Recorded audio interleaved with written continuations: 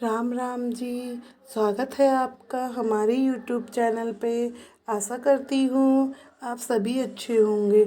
आज हम दुर्गा सप्तशती का प्रथम अध्याय हिंदी में बताने जा रहे हैं। इस प्रथम अध्याय शुरू करते हैं। गजाननं भूतगणाधिसेवितं कपितजम्बूफलचारुभक्षणम् उमासुतशोकविनाशकारकं नमामि विघ्नेश्वरपादपङ्कजं। सर्वमङ्गलमाङ्गल्ये शिवे सर्वार्धसाधिके शरण्ये त्र्यम्बके गौरी नारायणी नमस्तुते। या देवी सर्वभूतेषु शक्तिरूपेण संस्थिता नमस्तस्यै नमस्तस्यै नमस्तस्यै नमो नमः। मेघा ऋषि का राजा सुरत और समाधि वैश्य को भगवती की महिमा बताते हुए मधुकैटभ के वध का प्रसंग सुनाना। ओम नमश्चिकाय। मार्कंडेय जी ऋषि बोले, सूर्य के पुत्र सावर्णी जो 8वें मनु कहे जाते हैं, उनकी उत्पत्ति की कथा विस्तार पूर्व कहता हूँ, उसको सुनिए। भगवती महामाया की कृपा से सूर्यपुत्र महाभाग सर्वाणिन जिस प्रकार मनवंतर के स्वामी बने, उस कथा को सुनाता हूँ। प्राचीन काल में स्वरिचित मनवंतर में चैत्र वंश में उत्पन्न सुरथ नामक राजा समस्त भूमंडल पर राज करते थे। प्रजा का अपने पुत्र के समान पालन करते थे। उस राजा के कोला विध्वंसी क्षत्रिय शत्रु हो गए। प्रबल दंड नीति वाले राजा सुरत का शत्रुओं के साथ युद्ध हुआ। संख्या में कम होने पर भी शत्रुओं ने राजा को युद्ध में जीत लिया। शत्रुओं से पराजित राजा सुरत अपने नगर को लौट गया और राज्य कार्य में लग गया, किंतु शत्रुओं ने वहां भी उस महाभाग पर आक्रमण कर दिया। उसके दुष्ट दुराचारी मंत्री ने उसका धन हरण कर लिया, उसे बलहीन कर दिया। अपदस्थ राजा सुरत शिकार के बहाने घोड़े पर चढ़ वन को चला गया।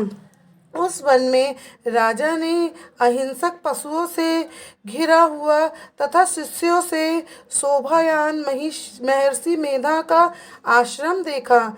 वहां जाने पर मुनि ने राजा का यथोचित आदर सत्कार किया। राजा कुछ काल आश्रम में ठहरा और विचारता रहा और ममतावश आश्रम में चिंता करने लगा। पूर्व काल में मेरे पूर्वजों ने जिस नगर का पालन किया था, आज वह नगर मुझसे छिन गया। दुराचारी मेरे नौकर अब धर्म पूर्वक प्रजा का पालन करते हैं या नहीं। मेरा बलवान हाथी शत्रुओं के अधीन हो, न जाने कैसे भोग भोगता होगा। जो अनुचर मेरी कृपा धन एवं भोजन आदि पाकर सदा मेरी आज्ञा का पालन करते थे, अब वह निश्चय ही दूसरे राजाओं की सेवा करते होंगे। मेरा कष्ट से इकट्ठा किया हुआ धन अपव्ययी नौकरों द्वारा व्यर्थ के कामों में खर्च होने से समाप्त हो गया होगा। इस प्रकार की अनेक चिंताएं राजा को सताने लगीं। उस आश्रम के निकट राजा ने एक वैश्य को देखा और उससे पूछा कि तुम कौन हो और यहाँ आने का क्या कारण है। तुम शोक से दुखी एवं दुर्बल दिखाई पड़ते हो, इसका क्या कारण है। राजा के ऐसे वचन सुन वैश्य ने विनीत भाव से उन्हें प्रणाम कर कहा, मैं धनी कुल में उत्पन्न समाधि नाम का वैश्य हूँ। धन के लोभी मेरे दुष्ट पुत्र स्त्री और पुत्रवधुओं ने मेरा धन छीनकर मुझे घर से निकाल दिया। बंधुओं से त्रस्त और दुखी मैं यहाँ वन में चला आया हूँ। परिवार के आचरण व सुख दुख के विषय में मुझे अब तक कोई समाचार नहीं मिला। मेरे पुत्र सदाचार में रत हैं या दुराचार में फंसे हैं, यह कुछ नहीं जानता। राजा बोला, जिन लोभी पुत्र स्त्री आदि ने धन के कारण तुम्हें घर से निकाल दिया, उनके प्रति आपके मन में इतना मोह क्यों है। वैश्य बोला, आपने जैसा कहा वैसा ही मेरे मन में भी आता है, फिर भी मैं क्या करूं? मेरे हृदय में उन धन लोभियों के प्रति निष्ठुरता नहीं आती जिन पुत्रों ने अपने पिता तथा स्त्री ने अपने सर्वस्व को त्याग दिया। उनसे मेरा मन क्यों फंसा हुआ है? मैं जानता हूँ, हुआ भी इस सत्य को नहीं समझ पाता। उन दुराचारियों में मेरा मन फंसा हुआ है, उनके लिए मुझे कष्ट है और चित्त खिन्न रहता है। क्या करूं? उन हृदयहीनों के लिए मेरा मन कठोर नहीं होता। मार्कंडेय जी बोले, हे विप्र, राजा सुरथ और समाधि वैश्य दोनों मेघा मुनि के पास गए और यथोचित नमस्कार कर उनके निकट बैठ गए। वैश्य और राजा ने वार्तालाप आरंभ किया। राजा बोला, मैं भगवान आपसे एक बात पूछना चाहता हूँ, वह मुझे बताने की कृपा करें। मेरा मन वश में ना होने से दुखी है। मेरा राज्य मुझसे छिन गया।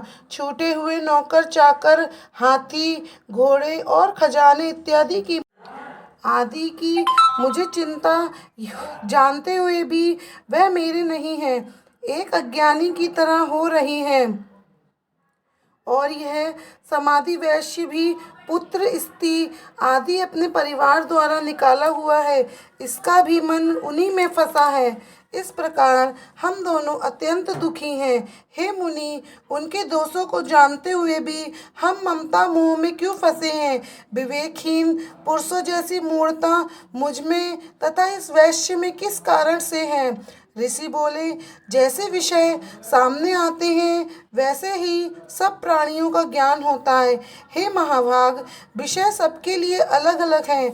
कोई प्राणी दिन में अंधे हैं, कोई रात्रि में, और कुछ की दृष्टि दिन और रात्रि में एक समान रहती है। यह सच है कि मनुष्य को ज्ञान है, किंतु वह केवल उन्हीं से ही नहीं है। पशु पक्षी सभी ज्ञान रखते हैं। जो पशु पक्षियों का ज्ञान है वही मनुष्यों का ज्ञान है। जो मनुष्यों का वही पशु पक्षी में आदि में है, अर्थात समाधारण ज्ञान दोनों में बराबर है। यह ज्ञान होने पर भी एक भर भी बच्चों का पेट भरने से हमारी क्षुधा नहीं भर मिटती। इन पक्षियों को देखो, जो अपने बच्चों की चोंच में मोहवश स्वयं क्षुधा से पीड़ित होते हुए भी अनाज के दाने डालते हैं। हे पुरुष श्रेष्ठ, मनुष्य भी उपकार की आशा से पुत्रों का मोह करते हैं। क्या तुम यह नहीं देखते? संसार पालक विष्णु की महामाया के प्रभाव से मनुष्य ज्ञानवान होने पर भी मोह में फंसे रहते हैं।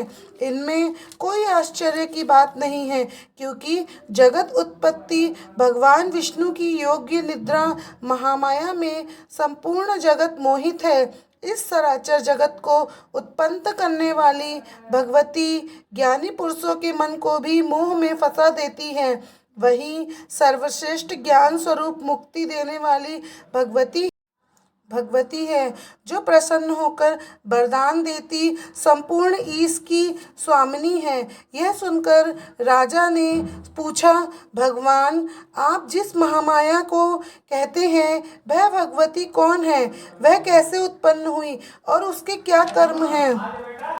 मुनि श्रेष्ठ, मैं उसका स्वरूप, उत्पत्ति और स्वभाव आपसे सुनना चाहता हूँ। ऋषि ने कहा, वह भगवती नित्या जगत मूर्ति है। यह संपूर्ण जगत उसी का बनाया हुआ है। तब भी भक्तों के हित के लिए अनेक प्रकार से उसकी उत्पत्ति सुनी जाती है। वह मैं कहता हूँ, सुनो। जब देवताओं का कार्य सिद्ध करने के लिए वह उत्पन्न होती है, तब नित्य होने पर भी वह उत्पन्ना कहलाती है। कल्प के अंत में जब जगत जलमय हो गया और विष्णु भगवान शेष शैया पर सो गए, तब उसके कान से मैल से मधु और कैटभ नामक दो भयानक असुर उत्पन्न हो ब्रह्मा को मारने दौड़े। भगवान विष्णु की नभि में फूले हुए कमल पर बैठे हुए ब्रह्मा उन दोनों उग्र असुरों को देखकर और जनार्दन विष्णु को सोया हुआ जानकर उनको जगाने के लिए उनके नेत्रों में जो योग निद्रा व्याप्त थी एकाग्र चित्त से उसकी स्तुति करने लगे। ब्रह्मा ने योग निद्रा, विश्वेश्वरी, जगदात्री, संसार की स्थिति और नाश करने वाली विष्णु भगवान के तेज की अनुपम शक्ति निद्रा रूपी भगवती की इस प्रकार स्तुति की। ब्रह्मा जी बोले, हे भगवती, आप स्वाहा, स्वधा, षष्ठकार, स्वरूपिणी और अमृत रूप नित्य अक्षरों में ह्रस्व, दीर्घ और लुप्त स्वरूप स्थिति हो। आप नित्य अर्ध मात्र से स्थिर हैं जिससे विशेषकर उच्चारण नहीं हो सकता। आप ही संध्या सावित्री हैं। आप सर्वपारी माता हैं। आप ही सारे विश्व को धारण और उत्पन्न करती हैं। आप ही पालन और नाश करने वाली हैं। रचना के समय सृष्टि रूपी तथा पालन के समय स्थिति रूप हैं। और हे जगत जननी, अंत में इस संसार का आप ही संहार करती हैं। आप महाविद्या, महामाया, महामेधा, महास्मृति, महामोह, महादेवी, महासुरी और सारे संसार की सत्व, रस, तम, रूप, त्रिगुणी प्रकृति आप ही हैं। भयानी, कालरात्रि, महारात्रि, मोहरात्रि आप ही हैं। आप ही ईश्वरी ही और ज्ञान, लक्षण, बुद्धि हैं। लज्जा, पुष्टि, तृष्टि, शांति और क्षमा आप ही हैं। खड्ग, शूल, घोर, गदा और वज्र धारण करने वाली हो। शंख, धनुष, बाण, भुसुंडी और परिध धारण करने वाली हो। सौम्य और सौम्यता हो, अर्थात सब वस्तुओं से बढ़कर सुंदरी हो। आप देवों में सर्वपारी हो। हे अखिलात्मक, संसार की सत वस्तुओं की शक्ति आप हैं। और क्या स्तुति करें। आपने संसार के निर्माण, पोषक, संहार भगवान विष्णु को भी निद्रा के वश में कर दिया है। इसलिए आपकी स्तुति करने में कौन समर्थ है। मुझे महादेव, शंकर और विष्णु को अपने ही शरीर धारण कराया है, इसलिए स्तुति करने की किसकी सामर्थ्य है। हे देवी, आपके ऐसे उदार भाव के द्वारा ही आपकी स्तुति है। हे देवी, आप इन मधुकैटभ असुरों के मोह को वश में करो तथा जगदीश भगवान विष्णु की शीघ्र जगाओ और इन राक्षसों को मारने के लिए उन्हें प्रेरित करो। ऋषि बोले, जब ब्रह्मा जी ने महाकाली तामसी देवी की स्तुति की तब वह महामाया विष्णु को जगाने के लिए भगवान के नेत्र, मुख, नशिका, भुजा, हृदय तथा छाती से निकलकर ब्रह्मा जी के सन्मुख खड़ी हो गई और योग निद्रा से मुक्त भगवान विष्णु एकावर्ण में उठ बैठे। उन दोनों पराक्रमी दुष्ट असुरों को देखा जो क्रोध से ब्रह्मा जी का भक्षण करने के लिए तैयार थे। विष्णु भगवान यह देखकर उन दोनों से युद्ध करने लगे। इस प्रकार उन राक्षसों से भगवान विष्णु का 5000 वर्ष तक बाहु युद्ध हुआ। अत्यंत बलमत्तम मधुकैटभ महामाया के मोह से मोहित हो भगवान विष्णु से बोले, हम तुम्हारी वीरता से प्रसन्न हैं। जिस वर की कामना करते हो मांगो। श्री भगवान विष्णु बोले, यदि तुम मुझसे संतुष्ट हो तो तुम दोनों मेरे हाथों से मारे जाओ। अन्य वर से कुछ प्रयोजन नहीं, यही मेरा वर है। मेघा ऋषि बोले, हे राजन, जब वे दोनों वचनबद्ध हो गए तो सारे संसार को जल में देखकर उन दोनों ने कमल नेत्र भगवान विष्णु से कहा, जहाँ भूमि जल में ना हो वहाँ हमारा वध करो। ऋषि बोले, शंकर, चक्र, गदाधारी भगवान विष्णु ने कहा, ऐसा ही होगा।